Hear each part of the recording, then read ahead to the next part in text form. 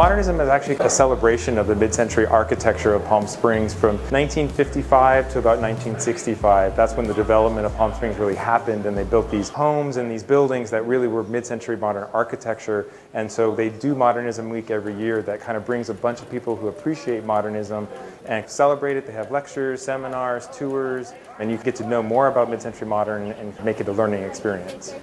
The reason that mid-century modern really got a kickoff was because it was after World War II. Everyone was coming back from the war, and I think there was an optimism in America. You had a lot of money, you had a lot of happiness in the country, and so they really kind of used that to express themselves in the architecture.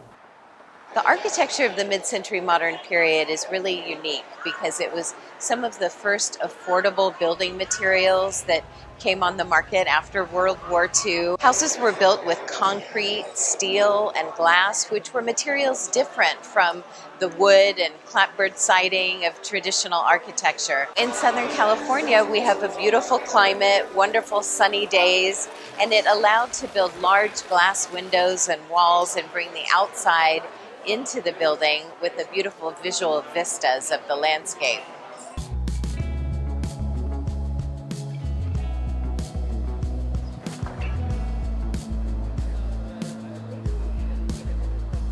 This is the Hidden Frey. This house was designed in 1966 by Albert Frey, who is the father of desert modernism. It was actually forgotten for almost 30 years. It was recently rediscovered and restored to its former glory. Everything you see is actually below grade except for the pool, which is at grade. And so that's kind of why the name Hidden Frey is really appropriate. It's completely hidden and private.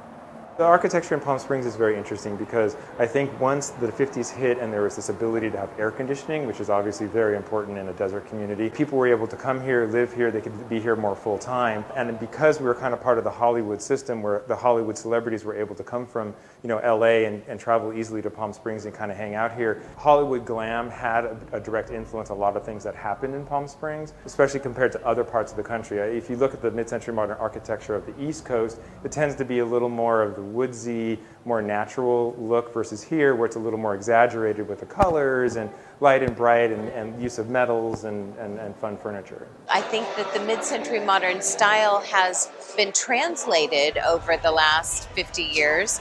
What was once considered very simple and industrial and relatively inexpensive has now become trendy and coveted and collectible.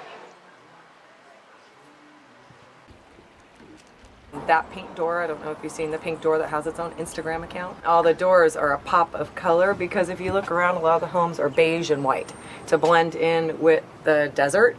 But then the colors and the modernism part of everything, the architecture and the colors, the pop of the door, are to what make the home stand out. It was so interesting to learn about all these architects that created this whole movement of the architecture. What you see in Palm Springs, it was a movement, and people want their homes done in the style of these architects, and to paint your doors really cool colors.